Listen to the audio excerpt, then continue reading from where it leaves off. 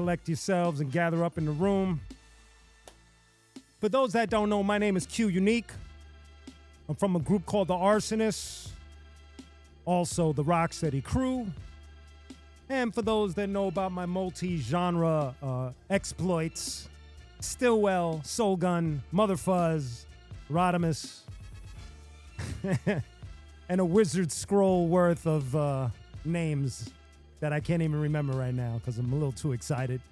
I'm all worked up on energy drinks and getting ready to get live and direct at you guys. Let me bring down the resume a little bit here. Here we go. Thank you, ladies and gentlemen. Thank you. So, here we are. First episode. Let me grab my cheat sheets here for a second. Damn it. All right, here we go.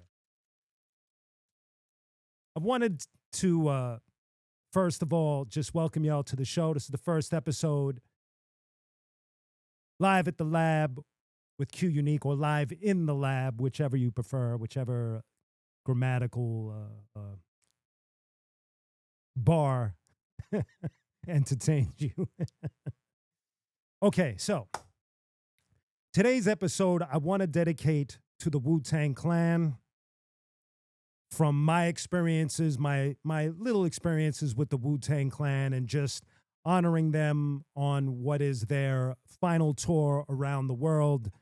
They've been selling out massive arenas, and it's a very bittersweet thing. You watch something from the beginning like the Wu Tang Clan. When they started, it was just like a meteor had hit planet rock and just changed everything and shifted everything. And we had never seen anything like this in our lives. And we never heard anything like this in our lives. And what they brought shifted everything.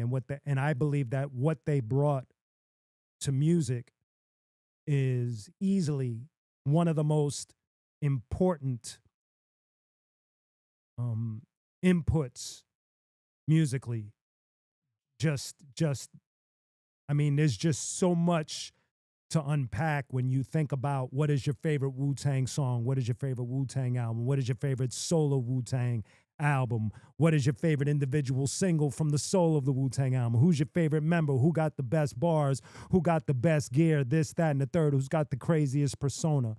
And what's crazy is this crew encompassed all of that. These 9 dudes encompassed all of that, from bars to fashion to beats to memorable moments, both on and off the record. It's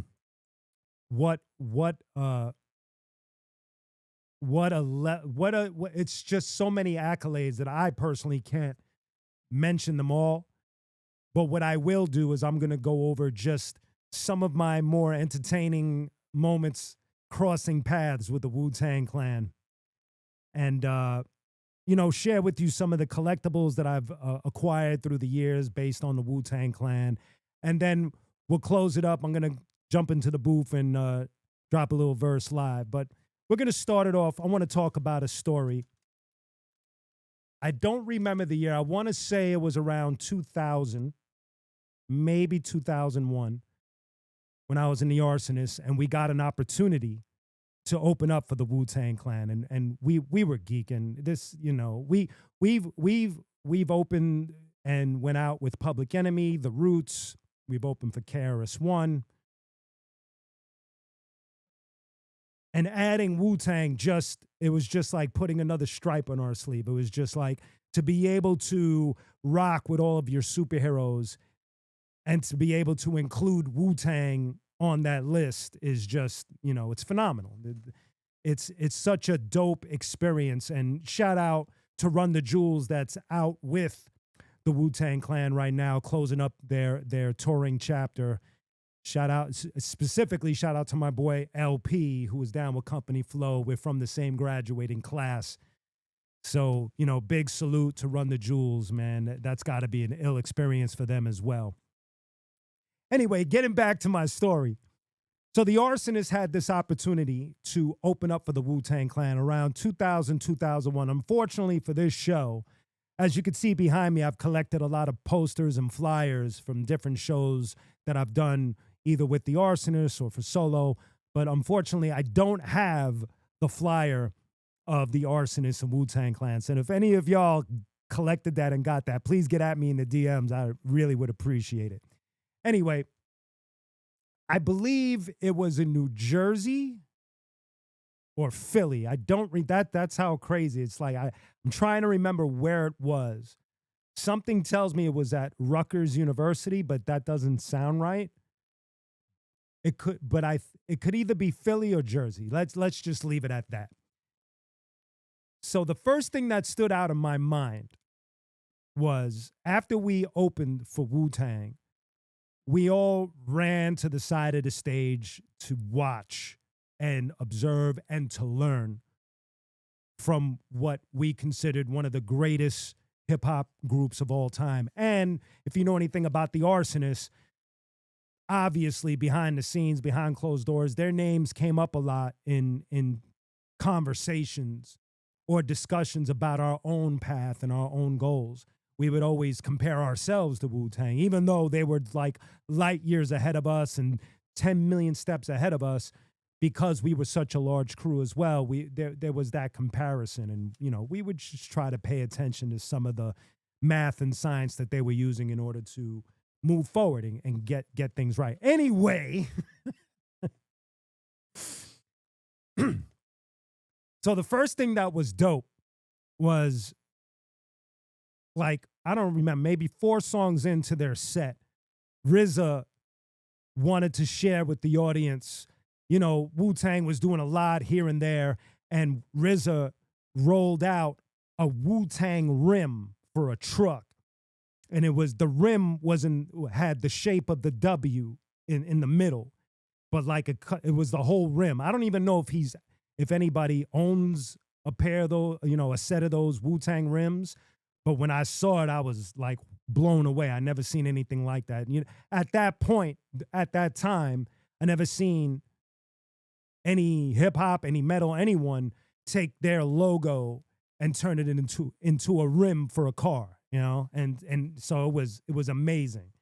And now what I want to share with you is the comedy that ensued during the Wu-Tang the Arsonist Wu-Tang show. While we were watching the Wu-Tang set, our DJ at the time, DJ Drastic, he was missing. He watched it for a little bit and he kind of like disappeared into the crowd or whatever. So at the time, I wasn't really paying attention. When Wu-Tang finished and when we knew that Wu-Tang was about to finish, I was walking backstage back to our dressing room just to gather our crap and get ready to, head back on to Brooklyn. And when I got to the door of our dressing room, it was locked. So I was puzzled. I'm trying to open the door, it's locked. Then all of a sudden, this girl like pulls up on the side of me and she's trying to open the door. So now I'm confused. I'm just kind of looking at her. I'm not saying anything. I don't know who she is, but she's trying to open the Arsonist dressing room door. So we're both like standing at this door, and all of a sudden she starts banging on the door, like boom, boom, boom, boom. So now I'm just like looking at her like, what the hell? Who is this? And I knew who was inside. We'll get to that. But at that point, we both didn't know who was inside. So whoever was inside was clearly ignoring us. So as she's banging, she finally lets out, open this effing door. And I hope y'all not eating my husband's food. So now I'm like, who is this? You better, then she starts yelling, you better not be eating Method Man's food. So now I'm like, yo, in my mind, I'm like, shut up, Q. Don't say anything. That's Method Man's wife. So now I'm just backing up and I'm just watching her. Then all of a sudden, finally, the door opens. And who is it? It's Jice from The Arsonist, my fellow bandmate. And he's like, it looked like he had like stuffed a bunch of food in his face and was trying to like eat it all really fast. Cause when she was banging, when Meth's wife was banging on the door, she was like, you better not be eating his food. So obviously Jice started eating Method Man's dinner. So when he opened the door, he's got like crumbs on his shirt. His face was all like chicken greasy. And then she starts yelling, and I'm looking to the side for our crap. I don't see our bags, nothing. I'm like, what the hell is going on? And so me and Jice walk out the room, and I'm like, Jice, what happened? He was like, I don't know. I walked into the dressing room. Our bags are missing, but I see this whole buffet of food. So I just got hungry and started eating. I was like, did you know that was Method Man's food? He was like, no, how would I know that? That was supposed to be our dressing room. So we're like puzzled. We're like standing outside now, puzzled of this dressing room. All of a sudden, DJ Drastic comes walking towards the door. And like we're questioning him, like, yo, do you know what happened to our dressing room? Like, no, we were like, do you know where the bags are? He's like, oh, I put our bags in the van. I was like, so then do you know what happened to the dressing room? He's like, yeah, Method Man was looking for his own dressing room apart from the clan. And he traded the dressing room with me for a blunt, and I gave it to him. I was like, what? So that's my little comedic moment with Wu Tang, DJ Drastic, the Arsonist. It was just, you had to be there, I guess, but it was pretty funny, man.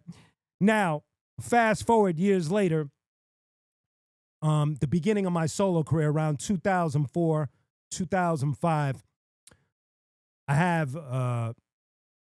have a friend in our circle. His name is Vinny Ponte. He's a New York skater legend, and he is a hip hop head. He's a DJ. He just loves hip hop, man, and he's a real good dude.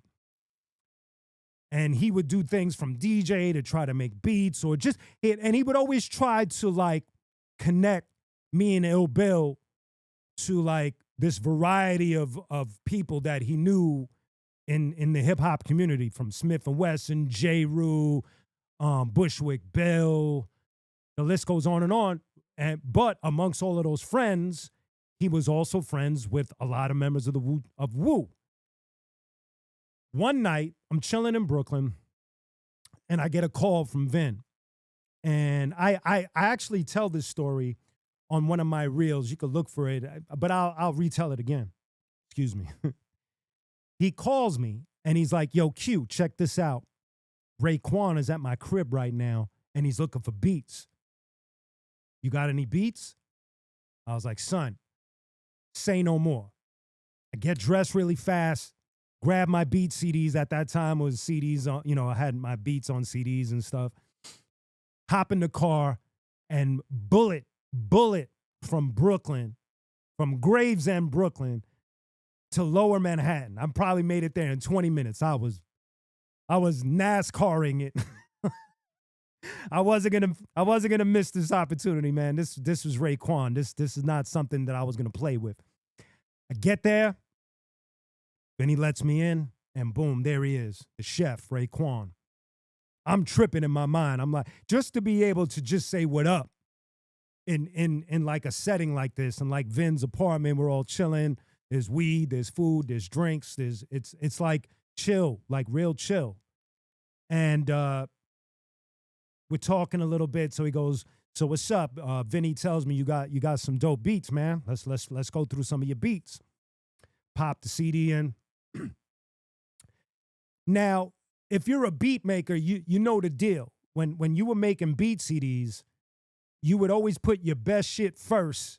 And then towards the end, the lighter stuff, the stuff that was lighter in weight would be towards the end. So I'm thinking in my mind, hopefully Ray will pick one of the first 5. I was already hyped. If he picks one of the first 5, that'd be dope. He ain't picked one of the first 5. He went all the way to the back and picked this beat.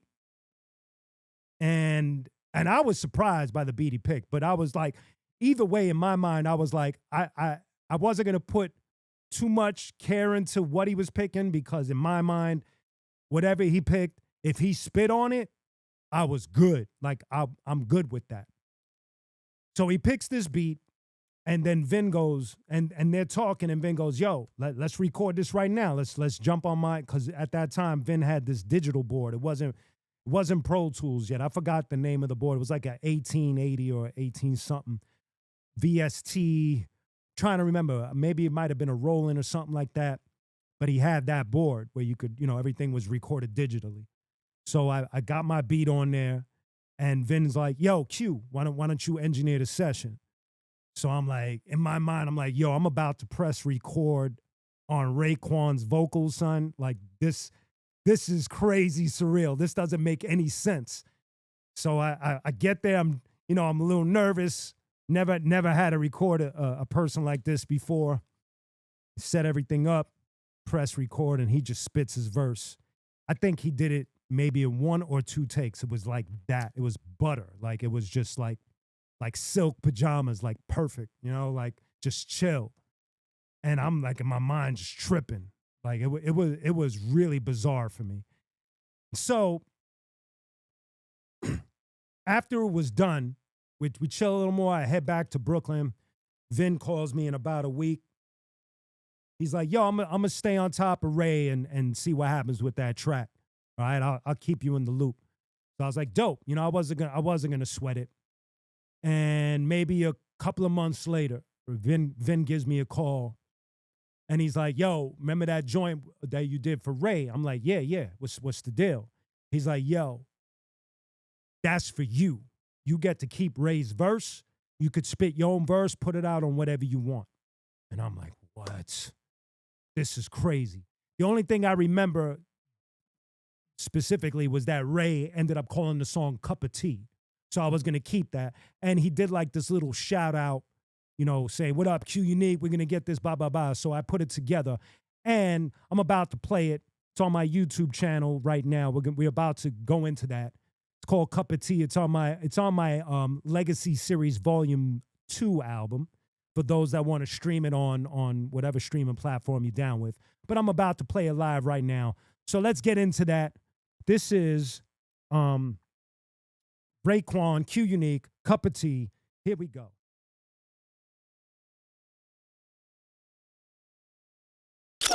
Millionaire stands, Vanson's on, handsome dawns up in the mansion hitting Branson. Calm them niggas down, yo, my favorite rock record was Queen. Yo, another one bites the dust, we spray around. Live niggas get hit, the ambulance come and take your shoes off. We got him in the bed, he's a clown. While my record sales is wildin', niggas up the block biting my style. I'm Vito Corleone and Staten Island, Manhattan's mine. True, we got the 2006 sky blue 9s and got dimes. Yo, ask 'em what you wanna do for your plates, then blast 'em. Take a picture of 'em and stash 'em. Wait, another thought came to me. The Cuban Link album, you should be in Malibu straight. I sat back blowing Coronas, looking real hood, real hood, real hood one. Just chillin' and millin' and millin', tryna mill off the deal up in the building. Chillin' and my thing. This is just a hoodie, yeah. Gary got robbed up on a Jew man for his playboys. Them same boys, July 4th, pop shots and made noise. Jay got set up by some chick for his white goose, while Arthur mixed crack of weed and said it gave him a life boost. Betty was my first. Lenny said he had the worst luck. Got back with tons of weight, swerving in the Hertz truck. Columbia jackets and JanSport book bags. The golden age rap era when the South Bronx looked bad. I just signed a record deal and I was homeless. These New York City streets make it so easy to find opponents. Cats wanted my sheepskin fame and tried to shank me. Back when Phil Rizzuto was calling games for the Yankees. Back when dealers was just as famous as the rappers. And see, Dolores Tucker used to blame us for disasters. I'm here to bridge the gap for y'all between then and now, and finally figured out that when I write, my pen is power. Yo, check it out, what's happening, man? Yo, you know how it's going down when it went down, cause everybody knew how it went when it came out like that. And they said, yo, the nigga Ray just fucking copped the olive green jet. It's all real, Q Unique won. Let's get it poppin', nigga. All real, the Vatican won. 2000 Phantom, I ain't gonna say no more. That was fly, man. That was fly. What an experience that was, man. I out of all the musical experiences that I've had throughout my career, that's definitely top 5 greatest experiences of all time for me. I'm a big Wu Tang fan, like millions and millions of other people. So to be able to be in the studio or my, Vinnie Ponte's studio at that time, recording a Raekwon verse, spitting a verse with him, getting it out. I mean, the whole thing is just, I can't even put it into words, man, to be able to work with Wu Tang. That wasn't the only time I worked with Wu Tang. I'll get to that. The second time that I worked with Wu Tang, I got to dig behind me. The second time I got to work with one of the Wu Tang members, a few years ago, I was working with the drummer from Taking Back Sunday. His name is Mark O'Connell, and his homie Daniel Wallace. And they were a production team. And we were working on a few tracks together. It didn't quite pan out the way we wanted it to. Unfortunately, sometimes these things just don't work out. But I will say that these two dudes were really cool with me, and we got a lot of joints done and recorded. And one of them was for me to be able to work with Cappadonna from Wu Tang. And it was out on this single right here. They put out a little 45 joint. It's called Verrazano Villains. So it's me, Cappadonna, the members of Taking Back Sunday, and DJ Eclipse. And the two dudes, like I said, Mark O'Connell and Daniel Wallace, they put it out on their own label, Red Right Records. And I'm forever like grateful that we at least got this joint out. It's a really cool joint. It's probably a rare record to find at this point. I know I got a couple in the stash. I might have to put up some or maybe give it away to some listeners or something like that at some point. But that also was an incredible experience. It wasn't quite like the experience with Raekwon, obviously, but to still be able to record with a member of Wu Tang is just something for me that is forever going to be like top 5 in my musical career. And then you add such a crazy curveball by adding Taking Back Sunday, the singer, the bass player, and the drummer to the track. And it's like, okay, this is definitely, it actually, when I think about it, it kind of encompasses who I am. I'm a multi-genre artist. I'm a hybrid. I do hip hop and I do rock. And so to bring those two genres together with one of my superheroes, Cappadonna, superheroes from Taking Back Sunday, and create this hip hop track, it's just like bizarre. And I'm very hyped that was able to happen, man. You know, it's a blessing. So if you get a chance, that's also streaming. If you go to Spotify, I have this playlist. It's called That Q Unique Playlist, Sean. And that song is on there, but you could also look it up. It's Q Unique, Cappadonna, Verrazano Villains. It's streaming everywhere. You can find it on any streaming platform. And it's also on YouTube as well. You could stream it as well.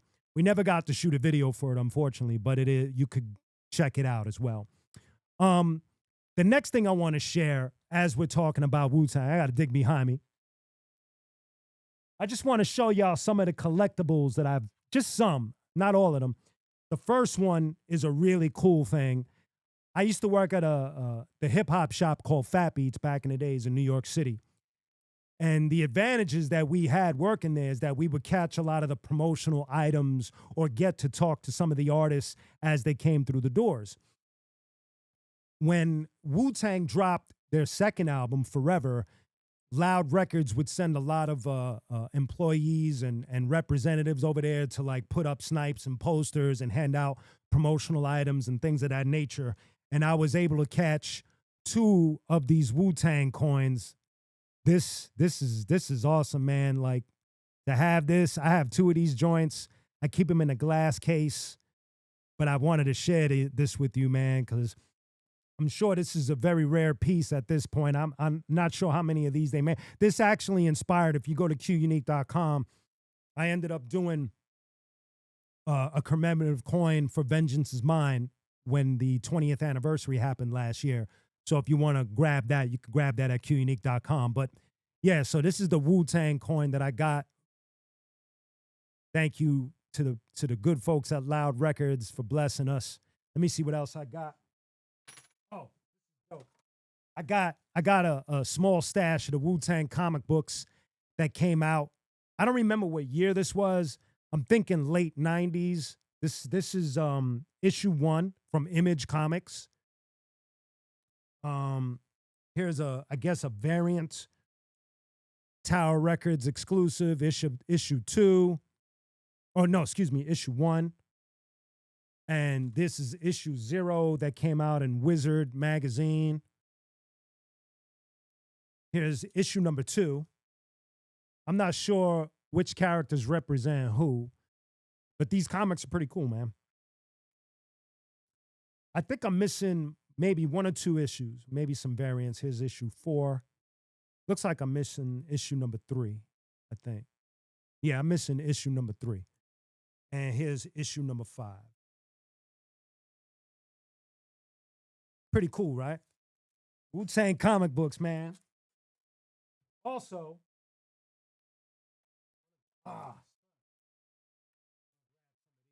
1, 2. So also what I got some stickers from the late 90s. You know, again, working at Fat Beats, we would have that advantage where we would get a lot of promo items. And that one thing that was plentiful were the stickers. And here's a Strength magazine sticker, the size of a magazine with RZA on the cover. Pretty cool. I kind of remember this magazine, but RZA talks about Inspector Deck in here. It's pretty cool, man. That's one sticker. Here's a Wu Tang Forever sticker. Boom. Straight from the 90s like that. Ooh, look at this. Killer Army sticker right there. The homie Cappadonna sticker. Really cool stuff. Another Wu Tang Forever sticker right there. I'm going to throw these on the ground. No, I don't want to do that. I might step on it. Don't want to do that. Sons of Man sticker. Stickers were big back in the day, son. Everybody's making these poster-sized stickers. This one is a little bent up, but I got a couple of these. The Wu Tang W sticker. I think it says, I thought it said the year on it. But it says the double album coming soon. So this must be like 97, 98, I think. And this one is dope too. I got this in a better condition. I had like doubles of this. The Ghostface tall sticker right there. Really cool stuff, man. And wait. Got this Iron Man sticker. So those are my little pile of Wu Tang stickers that I had that I could grab real quick from the stash. And the last thing I'm going to show you is this from Super 7. You know, for those that know about what Super 7 has been doing for the music community, they've been making action figures of different genres of music. They go from rock to hip hop to punk. I mean, they do it all. And so I'll show you. This is the variant, Old Dirty Bastard joint right there. Got the back. Boom. Really cool stuff. I got the Ghostface Iron Man figure right here. Really cool stuff, man. Like the packaging is just beautiful, man. This is so dope. And then I got the Bobby Digital RZA figure right there. Those are just some of the collectibles I just wanted to share with y'all. Really, really cool, man. Let me see. Let me just make sure I got all my stories out. Yeah. So I just wanted to do this episode and saluting the Wu-Tang Clan. I know that they've meant a lot to so many of us. So to watch them come to this ending of touring and stuff, like I said, it's bittersweet, but it's understandable. Salute, big salute to the Wu-Tang Clan for holding all of us fans down for so many years and always putting out quality, real hip-hop. Just mad love and respect to the Wu-Tang Clan, ladies and gentlemen. Thank you. Thank you for that. Okay, ladies and gentlemen. So now what I want to do is I'm going to hop in the mic booth. We're going to close this session up. I'm going to hop in the mic booth and bless y'all with a brand new Q Unique joint that's been out for a little bit. Let me get this popping. Let's get this going. Let's get the this is my first episode, so I'm getting used to all the buttons and everything that I have to hit and all. So just bear with me. I'll get into a practice and get this down packed. But here we are right now.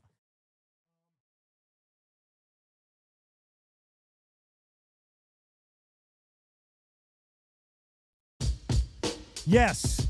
All right, we're going to change over. Let's get to the mic booth.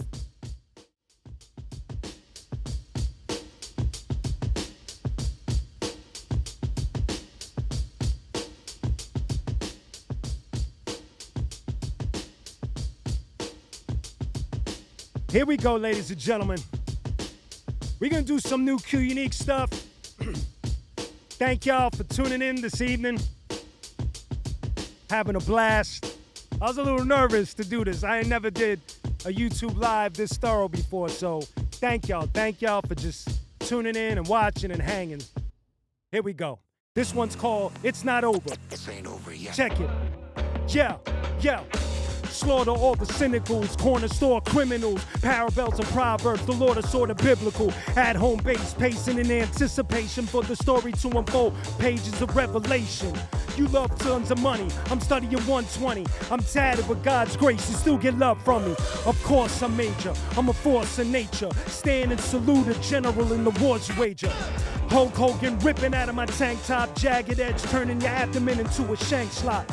Battle folks with a catapult, venom from a rattle's throat. Curb your enthusiasm till you're out of hope. Larry David, I was badly jaded, nearly escaped a hell of an industry, and I'm glad we made it. Impractical joker with the tactical advantage. Third rock from the sun, this is Capital's planet. Overqualified, overzealous. I could go over the top, but it's not over. I could go over the top, but it's not over. Yeah, ladies and gentlemen, just a little snippet. That one's called It's Not Over. It's brand new, produced by Zach Baird, mixed by the great Scott Stallone, also co-produced by Scott Stallone. You could see the official video on my YouTube page and all of that good stuff, and it's streaming everywhere worldwide. Let's get back to the desktop. Let's get back to the lab.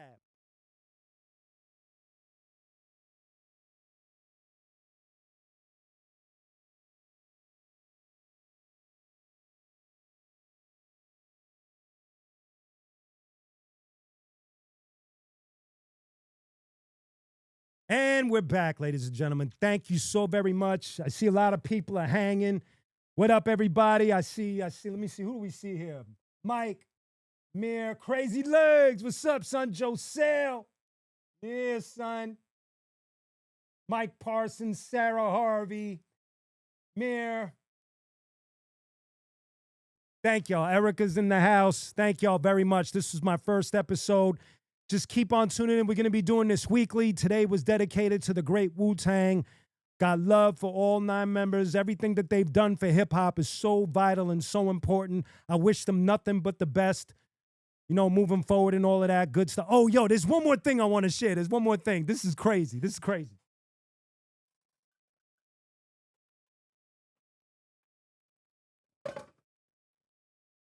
So, if y'all been following Method Man on YouTube, you know he's been on his workout grind like crazy. Like Method Man has changed. Like he's on some body, like he's on some fitness shit, like for real. Like he's really on it. And I ended up following him because I'm also a gym rat myself. Anyway, so I ended up buying. He has Tikal Athletics, the whole brand. I ended up buying a hoodie, and then I noticed that he did his own pre-workout formula. So I had to cop that just to have it. Like this is like the one thing that's so special about Wu Tang is their marketing and where their brand ends up. It's something that I talk about a lot with a lot of my friends. It's like for so long, you would see certain logos and you trip out.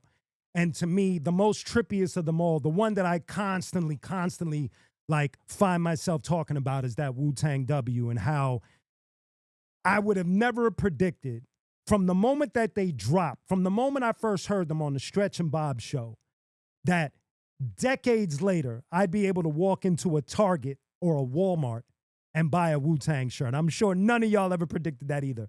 So to me, that is the most craziest thing for one of the most realest hip hop groups in hip hop history. Unapologetically, with their own sound, their own vibe, never changed it for no one. And you be able to buy Wu Tang products anywhere. It's just a beautiful thing for me. I love that about Wu Tang, man. It's just so amazing. So once again, salute to the Wu Tang Clan.